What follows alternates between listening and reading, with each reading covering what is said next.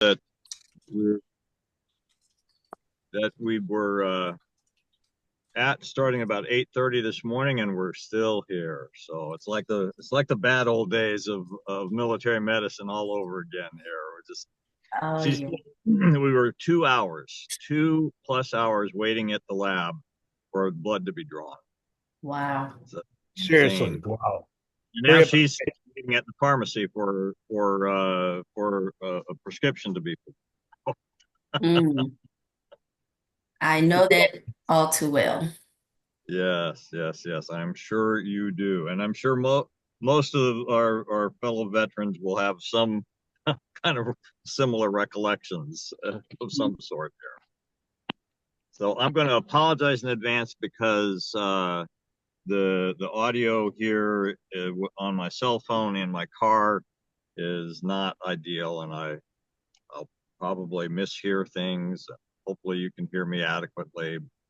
Yes, you're good. All right, thanks so much.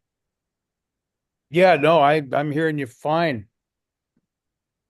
Yeah, I'm just on my end. I just got a little tinny speaker here with my Gotcha, cell phone here, and gotcha. I can't seem to get this one plugged in through Bluetooth to my car speaker. So Hmm. it is what it is. Okay. Well, usually what we do is we get started about 5 minutes after the hour. Okay. Then we'll have everybody introduce themselves and find out a little bit about everybody. Okay. A lot of things going on in this world now, isn't there? Yes. Crazy, crazy world.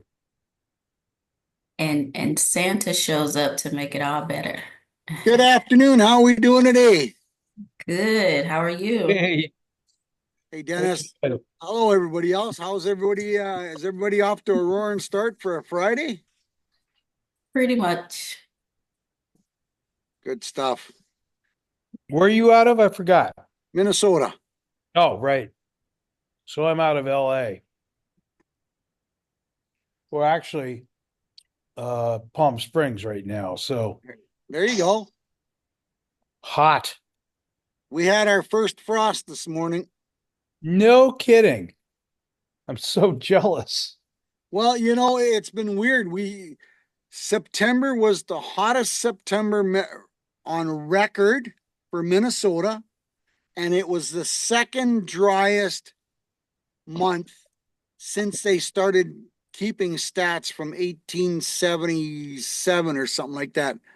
Yeah, we only had like point 0.6 inches of rain for the whole month. Crazy. Wow. Yeah, but the farmers are loving it because they can get the crops off, you know. Interesting. So hold on a second. Let me check and see. Hey Siri, what's the temperature right now in Rancho Mirage? It's about 94 degrees outside. It's 94 and it's 10 o'clock in the morning here. Yeah, So crazy stuff, isn't it? yeah. And we are at a whopping 62 degrees. And we started off at like 31. Wow. Wow. 34 last night. Well, I always tell everybody I'm a San Francisco boy. I'm not in love with hot weather. Well, I moved from Canada to Minnesota. I moved 6 hours south. And everybody looks at me and said, well, you moved 6 hours south. Why didn't you move another 6 hours to get out of the snow and the cold? And I said, because then there's that creepy crawly little sluthering things that, I don't want to deal with. I said, I'll put up with the snow over those things any day of the week. It's crazy. Yeah. Well, who said there's global warming? Yeah. No kidding. But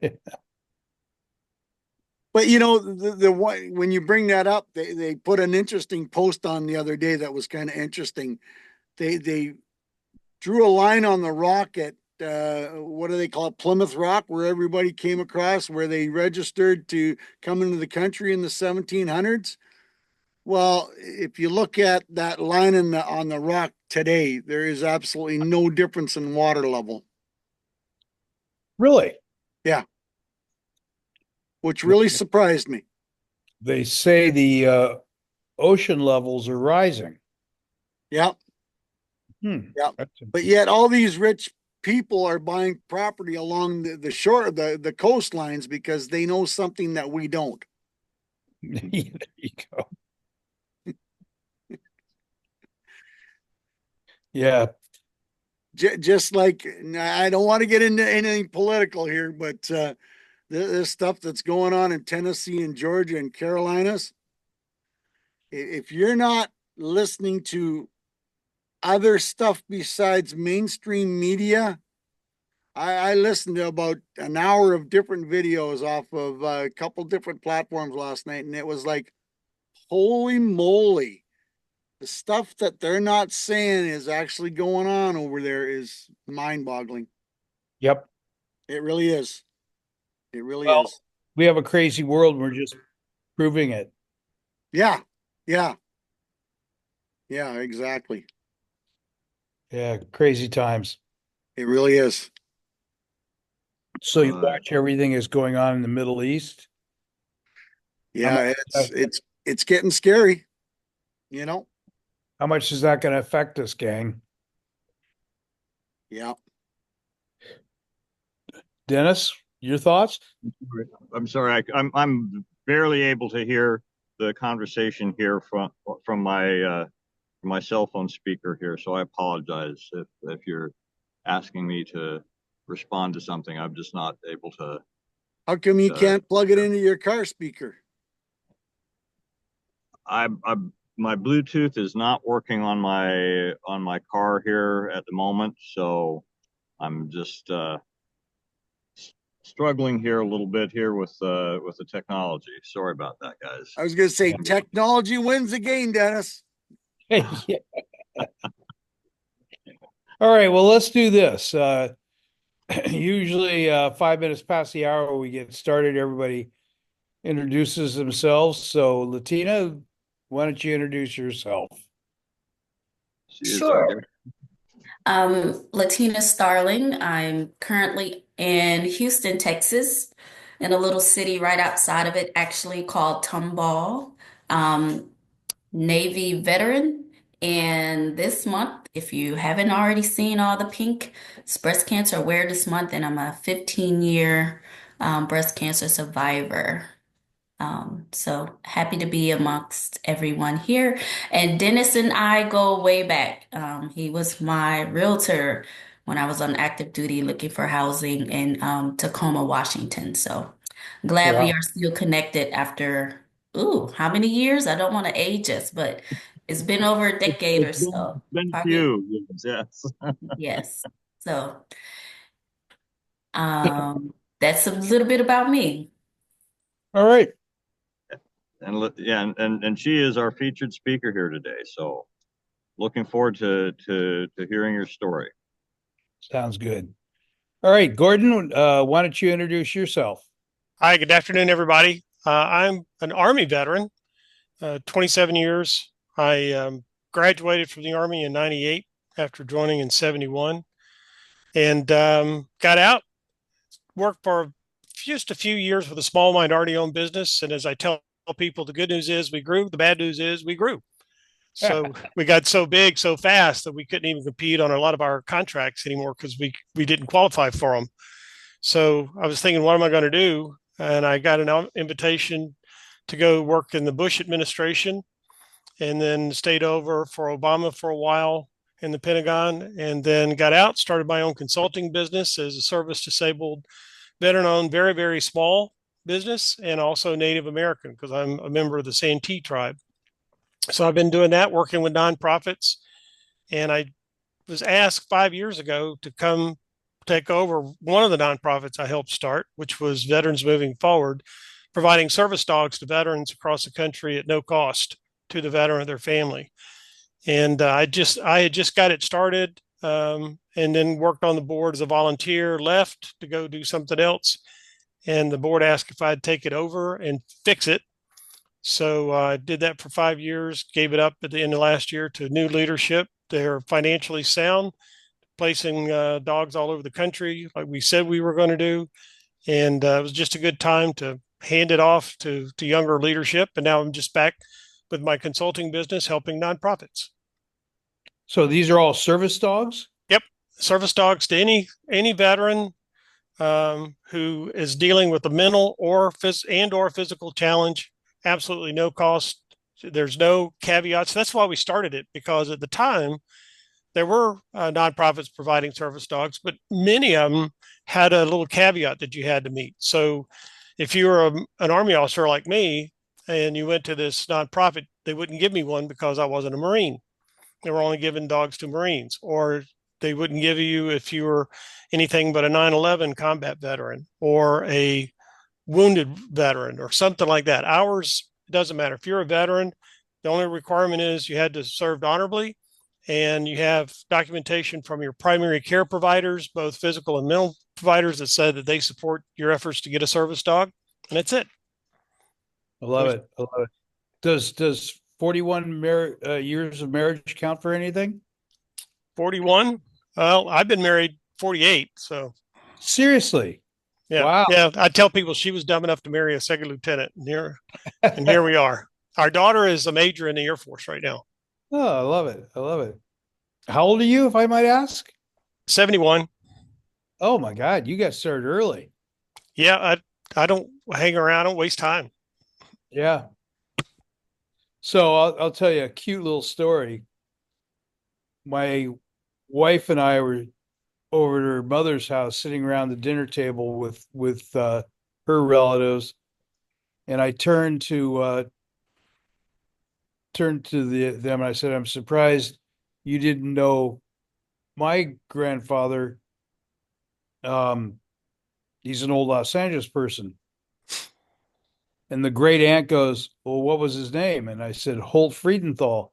And she goes, "Oh my God, we're related." My wife's mother jumps up, runs into the other room, comes back with a beautiful serving platter that my grandparents gave to my wife's parents at their wedding.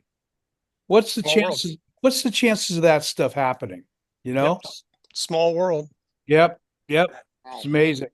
I got Yeah. a few of you too. So Yeah. I had something similar. I was at Walter Reed Hospital for our Purple Heart chapter. We have a very active chapter of Purple Heart veterans, Purple Heart Medal recipients. And one of the things that we do is go to Walter Reed and visit with those that are wounded, coming back for more surgery or back during the war when they were first show up. We would be there to kind of talk to them if they needed it, kind of deal. And I had somebody come in who we figured it out. It was kind of like we're second or third cousins, something like that. Because, you don't see a Sumner every day. And so that's how we figured it out. But yeah, come from a long line of military veterans, dates all the way back to the Revolutionary War. So no kidding. yep, Whoa. there's a direct descendant in every major conflict that we've had since the Revolution, like grandparents, granddads, all the way through.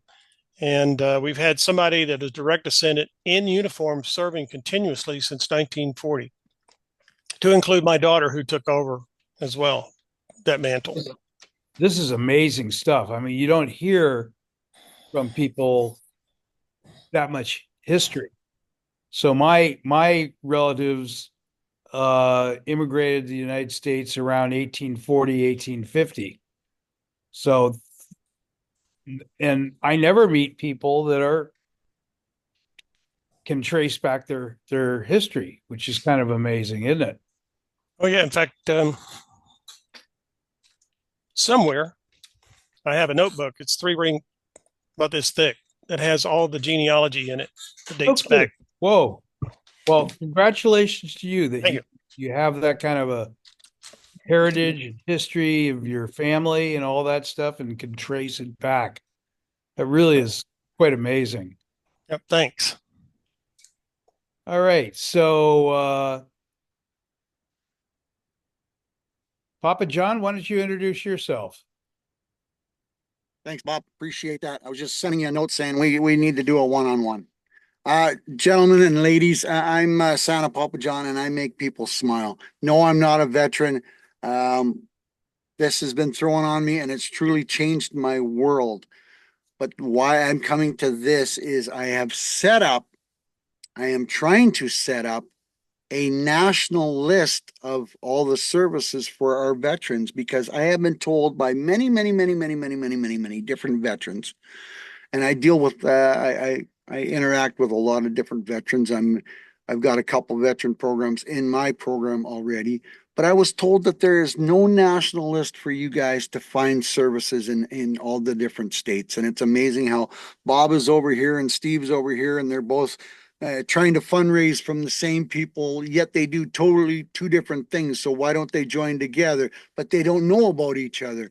So, and then one guy says, "Oh, wait, there is a national list, but they charge $5,000 a year to be on this list." Well, I know there's a lot of groups and organizations out there that do work for veterans with veterans that can barely pay their phone bills, never mind paying $5,000 a year. So I'm going to charge everybody a whopping $10 a month. And if you can't afford that, I do custom created stories for families where I read stories uh, in my full Santa rig to children and parents, but I implement the children's names into the stories. So I will donate one of those stories to a group that can't afford it so they can raffle it off to cover the cost of $100 to be on my list. It's slow starting, but I'm getting the word out and everybody's excited about it. So it's called the Warrior Beacon of Hope. And so far, I've set up a group on Facebook, but we need to help you guys get the services that you need because it's amazing how many stories I hear. While I'm on the waiting list, and it's going to take 8 or 10 months to find the services that you guys need. That's not acceptable in my books, and I'm not a veteran. You guys didn't hesitate to sign on the dotted line, so why do you have to put up with all the BS to get the services that you need to live a normal, what you classify as a normal life? So if I can help, I'm gladly willing to help. And, you know, I've heard so many amazing stories, and I'm proud to say I've got a lot of great friends that are now veterans. It's So, interesting you're saying that. That's so great because my getting my dad to talk about his himself and his family, was like pulling teeth. But my dad was in World War II. He trained guys for the Normandy invasion. They had gliders that they would crash land um, the gliders behind enemy lines the day, when Normandy was invaded. 80 or 90% of his troop was killed the first day. First day. So yeah. you hear these stories from people, and the trouble that we all have is we keep it internal. We don't let other people know about it. And that's, especially with what's going on in this world now, just helping people is half the battle, Yeah. you know? To take that another step, Bob, last Christmas, I do a lot of stuff on TikTok, got quite a few followers, and this young soldier reached out to me and he says, "Can we have a one-on-one?" I says, "Any time of the week."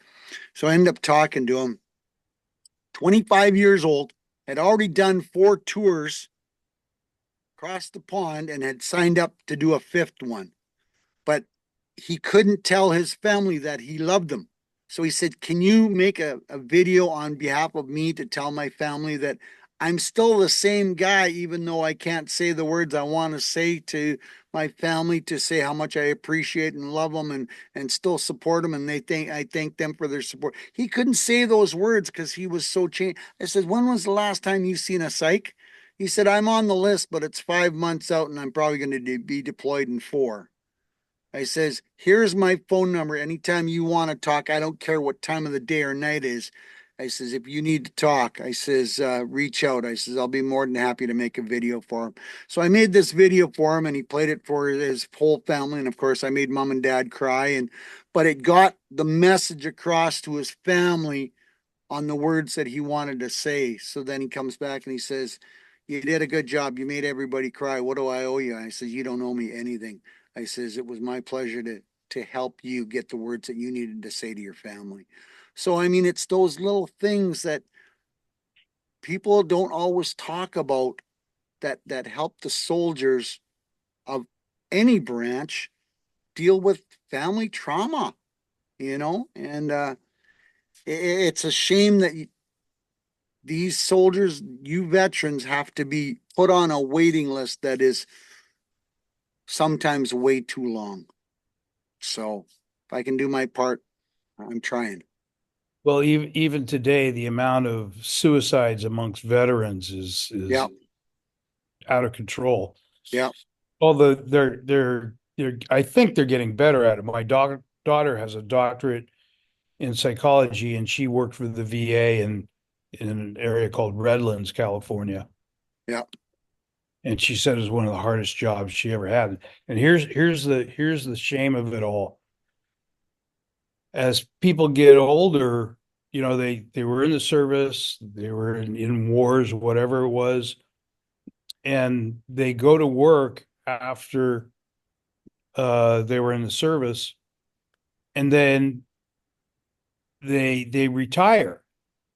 And that's where when the trouble starts. It's not just the young people committing suicide, it's the older people committing suicide. Because they have all this time to sit and think. That's right. You hit the nail on the head with that one. The Yeah, shame is that people keeping active is good for you because it keeps you out of trouble. And it's all this stuff that happens between those, your head upstairs that bubbles back up to the surface. So, yeah, absolutely. I'll tell you We when. are a little, we're about 5 minutes past our time to turn the meeting over to our featured speaker. I was wondering if we could honor her and let her give the presentation that we announced. Yep, let's go for it. Latina? All right. Yep. Okay. Thanks. I got a couple of slides here, so I'm gonna share really quickly. I'm going to interrupt real fast. I used to be on this a lot. I have a corporate call I have to be on normally, and I've got a hard stop in 4 minutes. Gordon, I'll reach out to you because I've got 7 dogs working for my organization in Nevada, and we'll see what I can do. All right, appreciate it. Thank you. I got to go. Good to see you. Okay, can everyone see the slides? Yes. Alrighty. Well, thank you, Dennis, for inviting me here to share my story. Um, it's, you know, a little brief history of a period of my life, but as I mentioned earlier, Navy veteran, I served 12 years. Honestly, I was shooting for 30. I could have. But my time was cut short. Although I was told I could get out and re-enlist the next day, but I think I let the anger kind of consume me a little bit. But I'm lucky, I guess, to have the Navy kind of set me up for once I got out. But you know, I credit my journey today from all the things that I've learned while I was on active duty. And this officer right here was pinning me with one of the many NAMs that I was awarded. So I served as a yeoman. Um, Final rank was an E6, and I was shooting for the stars. I wanted to be an officer, go to the officer program, but my journey, it changed a little bit. So I'll share why. This here is my dad. That came to my boot camp graduation up in Great Lakes. So I knew that I wanted to join the military. My father was Army. Um, it came down to, well, let me see what the Navy is about. No one in my family kind of joined the Navy, so I was the first. So I joined right after high school, and my first duty station was in Whidbey Island, Washington, beautiful Pacific Northwest. It was not on the map, so that was a little disappointing because I didn't know where in the world I was going to end up at. But working as a yeoman there on Whidbey Island with the Navy pilots, they were learning the EA-6B aircraft and the P-3 aircraft. And also I got a chance to work alongside the foreign military officers. I think one of them was even from Canada, so Canadian and even British Royal Air. So many different foreign military officers I work with. And that other picture over there is probably one of the many change of command ceremonies that we ourselves put on, coordinated, invited all the families and guests out. So yeoman's had a good time. So yeomans were the backbone of all the operations and making sure deployments went off without a hitch, everyone got paid, service records was up to date, all that stuff. So lots of attention to detail for me. Let's see.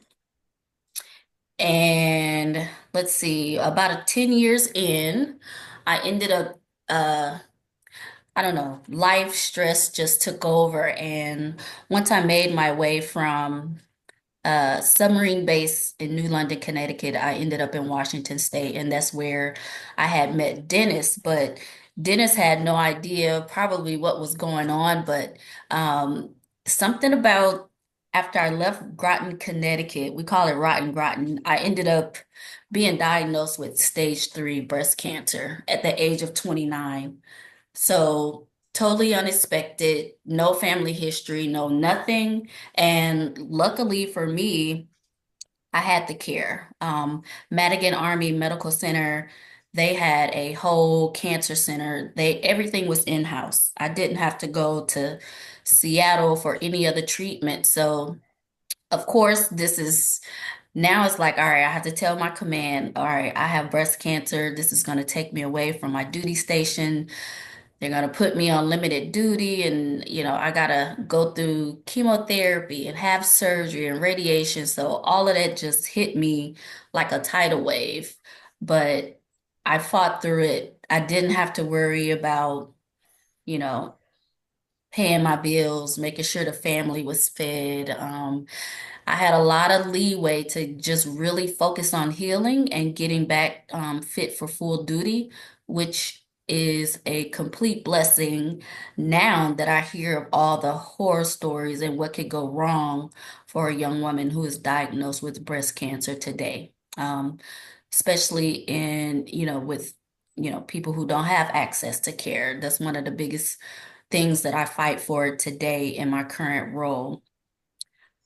But I want to show this little video here on the right. So after 6 months of treatment, getting better, going back to my regular duties on active duty, things changed. It didn't end up the way I wanted to, but everything in life happens for a reason. So I didn't question it. I kind of just went along with everything, accepted what I could and, try to change the things that I wanted to change. But I'm gonna this video here will show kind of like a recap of everything that went on. So I'm gonna play it here.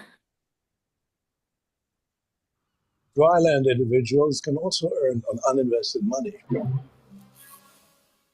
Every year in Houston, the city is inundated with a sea of pink, people marching in solidarity for the American Cancer Society's Making Strides Against Breast Cancer Walk.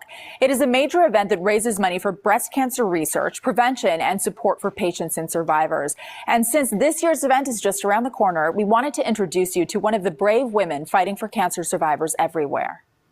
Latina Starling spent much of her life serving her country in the U.S. Navy and being a wife and mom of 2 kids. But at age 29, she got shocking news. Being diagnosed on active duty, it hit me like a tidal wave. I was doing push-ups one day, and I noticed, just the pain on the right side.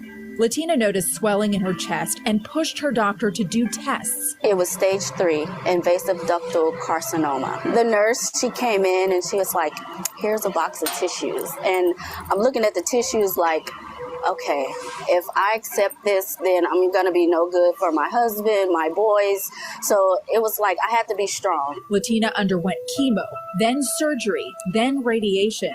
And without missing a beat, she decided she wanted to start her recovery by joining forces with other survivors. I signed myself up to do my very first Making Strides Against Breast Cancer walk in Tacoma, Washington. It was with my two best friends. At first I was tired, but them being by my side, I pushed through. Latina has been making strides ever since and will be participating in this year's walk in Houston. She also spends her time traveling to the state capitol, petitioning for laws that will help cancer patients get better care. Some of us lose the battle, but some of us are here to still fight. So use your voice, come out, and just, be a voice for others who are not here. KPRC Channel 2 is a proud sponsor of the Making Strides Against Breast. Okay. Kind of hard to watch that video for myself without getting choked up, but I'm in a good place today. So I guess being 15 years out from all of that. What? A white wine. Someone's ordering white wine. Uh-oh. So life after cancer and how it propelled me into advocacy. Thank you. I credit it to my healing journey. At some point after treatment was over, I was like, all right, I have to focus on something bigger than me. I'm lucky. I have health insurance, treatment, and all that. So I signed myself up to be part of the American Cancer Society as a volunteer.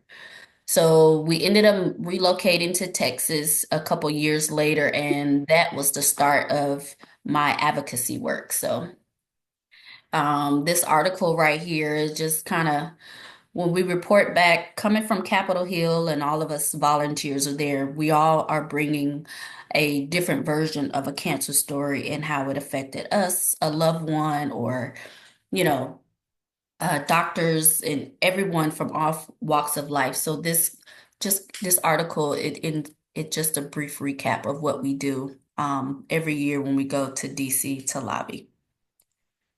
In my current role, so as a grassroots manager, I work with volunteers. So it's a lot of volunteer management. They sign up online through our fightcancer.org website, and we're meeting with lawmakers, those that are from Texas, and we're talking about cancer policies. Sometimes we have to, fight against the bill, especially like tobacco. That's one of the big ones that we go up against when we can. But we train the volunteers, staff. We're there to support them and to let them know that they have a voice when it comes to the fight against cancer. And it's, some of the achievements, the list is long, but as I was advocating for cancer, one of the drugs that I received, Herceptin, not knowing it, but a decade earlier, before I was even diagnosed, was one of the drugs that was being fought for. So it was like, oh my goodness. So this work that I'm doing is going to help someone 10 years from today. And, you just don't know. So the achievements, all the different bills, Texas is not in session currently, but we will be in January. And I'm looking forward to taking at least 100 volunteers to the state capitol in Austin to talk about one of the priorities is removing those barriers for prostate cancer screening, especially for men who are high risk. And Texas is the second largest funder for cancer research, and we're fighting for continuing funding for that, amongst all the other noise that's going on here in Texas. If you follow any other Texas politics that's currently going on. This picture to the right, the gentleman sitting next to me, he's a researcher, and he had stage 4 brain cancer.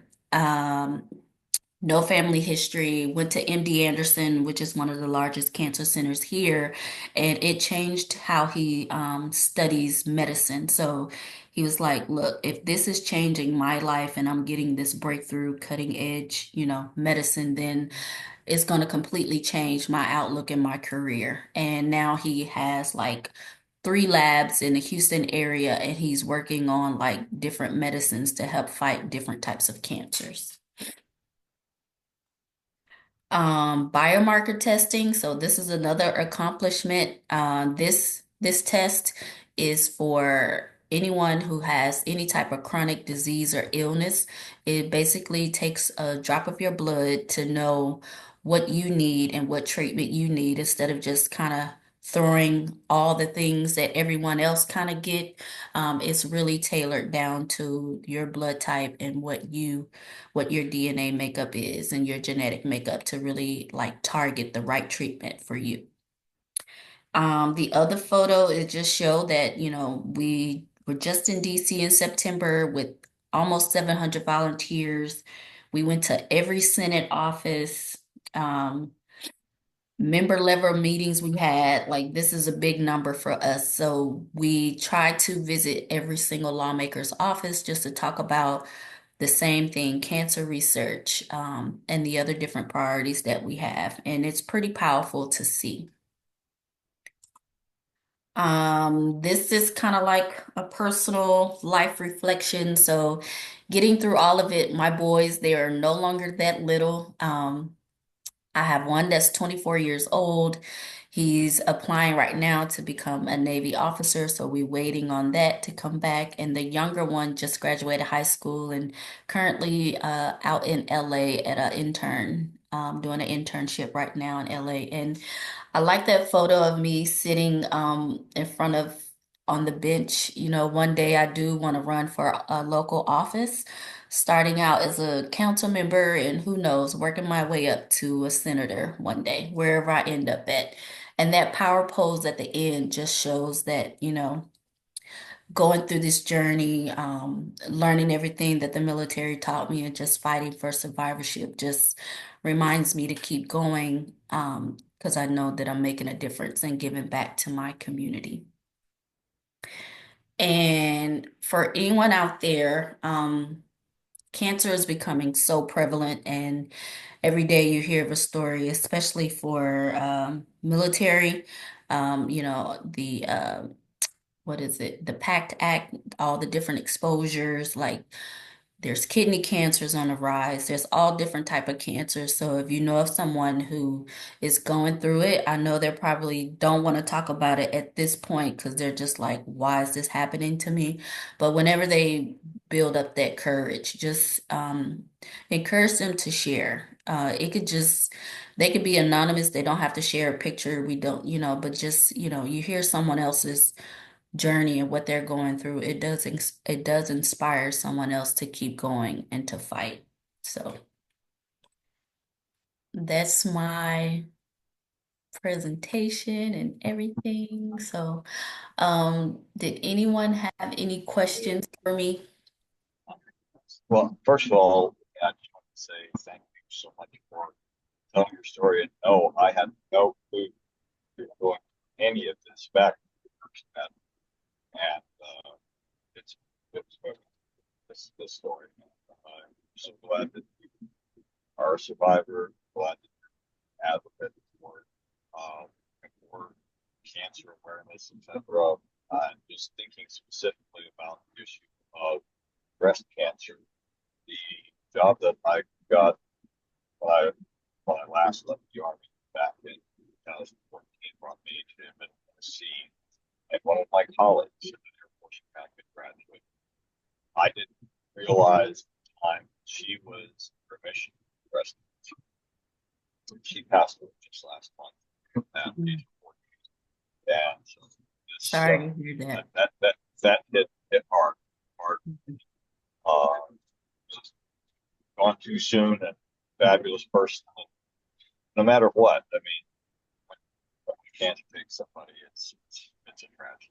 So I applaud you for what you do. Thank you for sharing your story and giving us a way for other people to ways, platforms to share their story.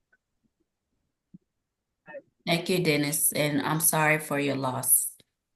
Thank you so much. She was a friend and a work colleague, but I certainly didn't know her like I did know her. It's a big loss for her. So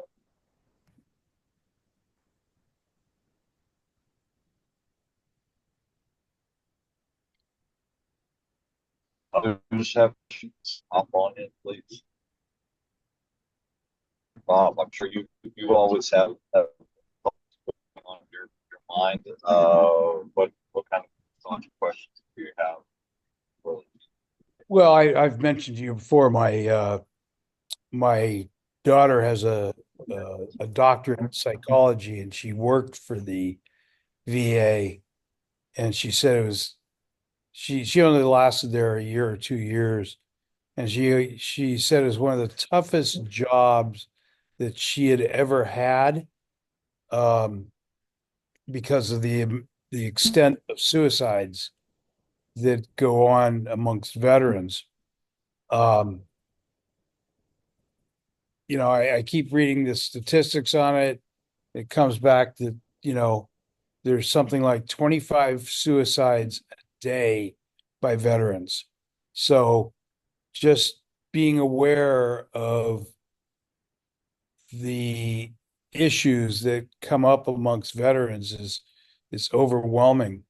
And it's not necessarily the young people that are committing suicide. It's the people that spend time in the service. They when they get out of the service, they go find another job. Then when they retire from that job, the old expression "idle hands at the devil's workshop." Well, idle minds are the devil's workshop. That when you lack purpose and stuff like that, you start thinking about all the negative stuff that happened, Mhm. especially being in the service. Any of you that have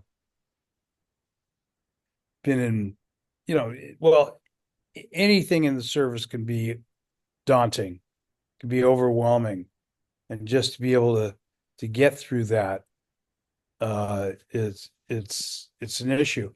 I One of the things that I'm hearing and I've heard is that the VA is doing a much better job of managing um, veterans, that they're doing a better job of listening. And a lot of times that's what it takes, is just the simple fact that just allowing people to speak and to be heard. My wife lost her father when she was 24 years old. And the one thing she has said to me, and that was 47 years ago, the one thing she has said to me is never stop talking about your person, she never stops talking about her dad. He was one of these people that people loved. There were like 500 people at his funeral. So it was a relatively, but he was a quiet guy, but everybody just loved him. So it's always to be able to express, like you're doing, Latina, Mhm. talking about it, that that's helping you, Yeah. right? Yes, right. Um, I didn't know what to say. I knew I needed to do something, do some action. I was like, these lawmakers, they don't intimidate me. I've been around enough officers who kind of, have that same type of deal. It's like, all right, let me just walk in there and just, oh, you're giving me a script too, and I don't have to come up with the words off the top of my head. So I just fell right into it. And you're right, the VA is being better about it. Houston is one of the ones that people kind of look to and model, but I take classes so that I can recognize or, be a buddy to another veteran as far as suicide goes. So I take little refresher courses just so I'm aware, and I check my own self just in case I'm getting into my own depression, right? So I'm out there, I'm trying to do, and I'm thinking of changing my career to go into being right there one-on-one with veterans, like work hand in hand with the veteran population. So right now, I only get it unless someone mentions that they are a veteran, but I want to like, okay, today we see nothing but veterans all day long. Like, I want to be in that work. I think I'm got a tough enough skin where it's like, all right, I'm ready. I'm ready for that challenge. Hi, this is Dr. Olga Rodriguez. I'm a veteran and also I'm a healthcare provider. I want to thank you for the courage and telling your story and disseminating your story, advocating for patients, especially cancer, but not, every patient needs to be advocated for. Um, to the comments that were done earlier, yes, the veteran is doing a better job in addressing and listening to patients. We still have a long ways to go, but I think if we begin to share our voice and in a community of veterans and help those that cannot articulate or are not able to speak on their behalf, I think we will continue to make strides in looking after our veterans. You mentioned that you're thinking of changing your career to be closer to the veteran. Consider doing counseling. Yeah. Yeah. Some Diet Coke with ice, please. So I'm like actively doing it like right now. So counseling could be one. Just more back in that. Even just, Yeah, thanks. That getting a likelihood. job Thank you for at the showing me. VA. I They're appreciate it. called peer support Sure, because the other one- specialists. No, it doesn't. Hey, everybody. Can you please mute your mics? We can hear all the chitter chatter in the background. Thanks. Olga, she recommended counseling, and I was saying that there's a peer support specialist position that they're looking for at the VA. So it could be at the VA, it could be at a local VSO that's doing veteran outreach, just something along those lines. It's interesting. When I was in during Vietnam. I didn't go to Vietnam, but I was in during the Vietnam era. And back in our day, it was dogs and sailors keep off the grass. Now people say, thank you for your service. This is 50 years later. I'm still not used to that being said.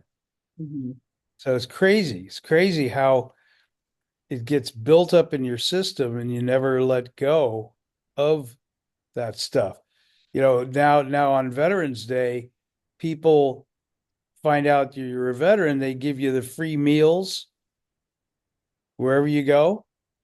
And it was never that way. I mean, Vietnam, we service people were hated. So the Vietnam War was a very disliked war amongst, people in the US. But it's completely different now. And we're going to continue to see change, all this turmoil that's going on in the Middle East. We haven't So seen that's progress. Do you not consider that to be progress? Oh yeah, big time. Big Yeah, time. I mean, so let's celebrate, 50, 40 years later, but let's celebrate for our younger veterans. You bet. You bet. That's why we're running this group. Right. It's a payback and trying to help veterans. The best way you can help a veteran today, communicate with them, talk to them, find out their issues that they have, see if you can help. And just the fact that you're listening and talking about it, they're getting off their chest issues they had as being a service person. So, communication is 9/10 of the law. And part of what came out of the reason that we started this was really my experience with interviews I was doing for the Christ and Freedom Foundation. We talking about their fallen comrades and the experience that these veterans knew particular persons we were honoring. When they were talking about them, giving honor to them, paying tribute to them, talking about their experience of veterans in their life, it opened up a door for several of them to talk about themselves as well. And I always left every single one of those interviews with the sense that this person was in a better place than when we started. And so when Bob and I were both talking about this almost a year ago, we say, well, how can we do this? How can we help with this? You know, finally eventually came to this place and saying, let's make this at least a starting point in a place where we honor and welcome and invite fellow veterans to talk about their experiences, their lives, and have no restrictions of the time that we really have involved on this. So yes, we're doing this piece of this, but I think we all need to encourage others to engage in conversations with folks because let's face it, before I started this kind of work, I really didn't like it. I didn't volunteer to talk about climate change. I didn't see it as being that valuable. I wasn't out for something like that. So there's a whole lot of folks that have similar thoughts that just kind of themselves. Yep. Even if you help one person, that's progress. Right? And that's what we all have to remember. Absolutely.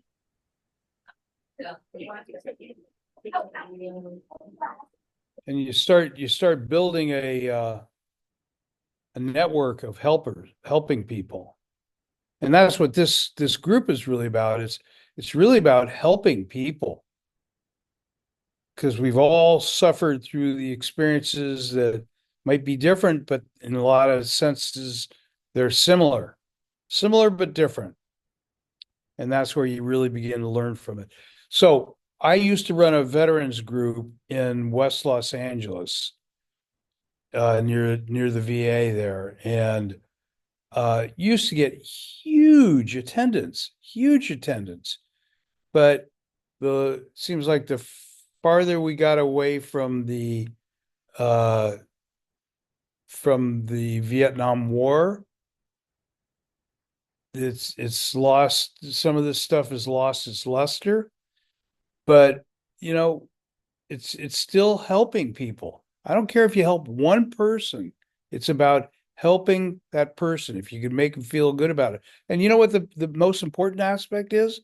Just getting people to talk about it. When you get people to talk about their experiences, then it gets off their chest the negative feelings they have. I could never, ever get my dad to talk about World War II. He, I got enough out of him to understand what he went through, but could never get him to talk about it. That's like my marriage, 41 years of marriage. I've been at battle for 41 years. Just kidding. So yeah, no, it's learn from your experiences.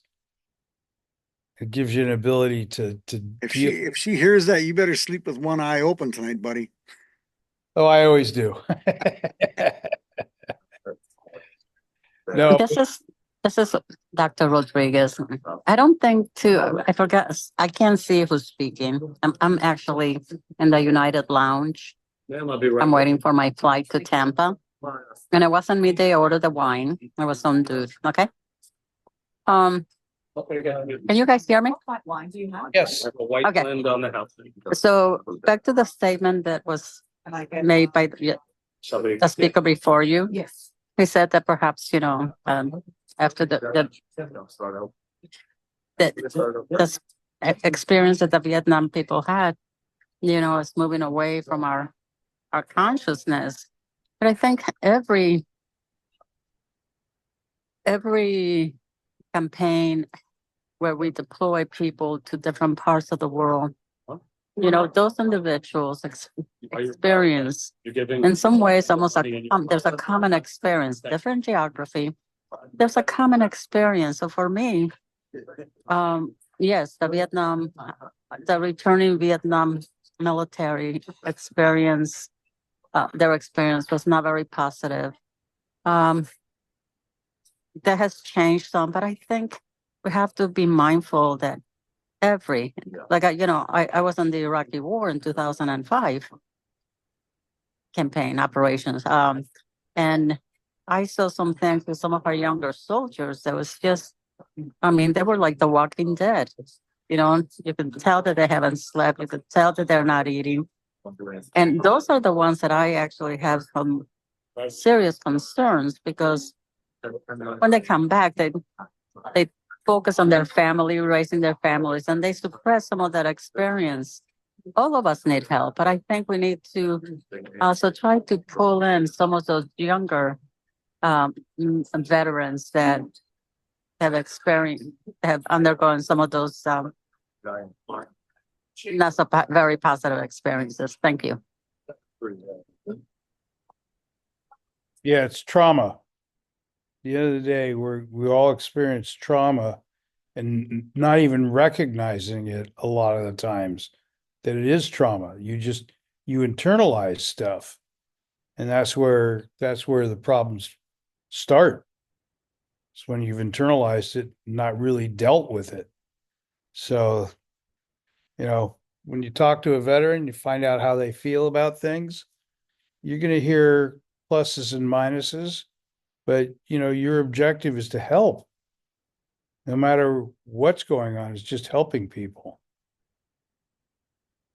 Hey, Bob, can I share something? Sure, I'd love to.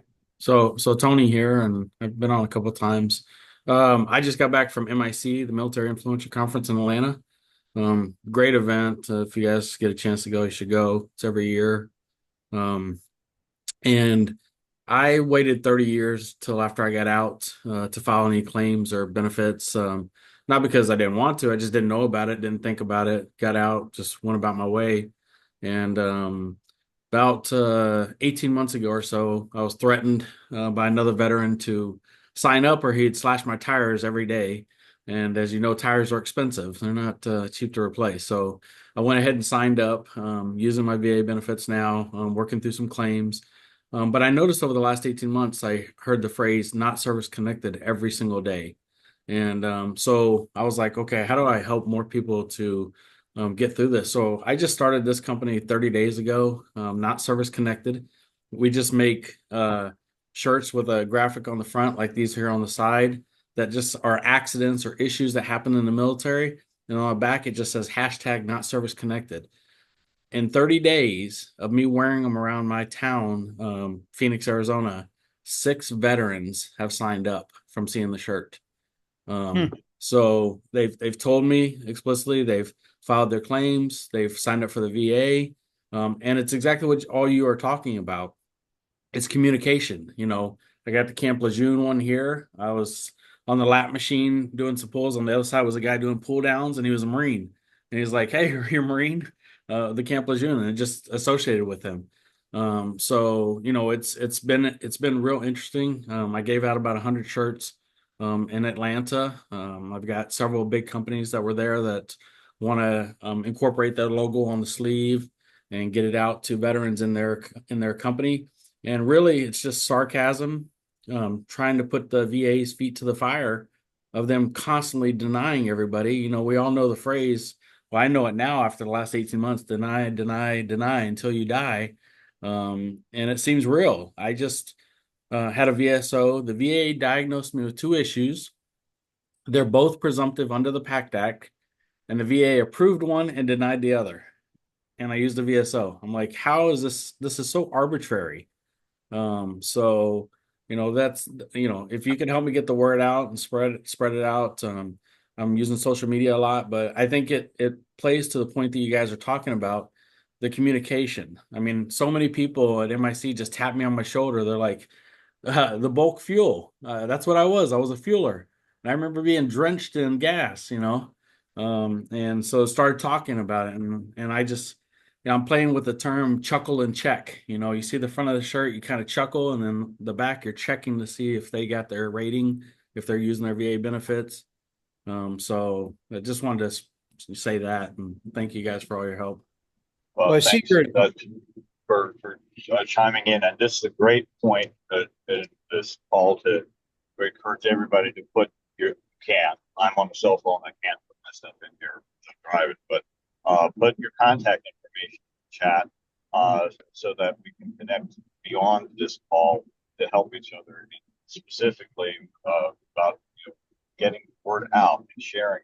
And I know that Bob has reports this, puts it on the YouTube channel.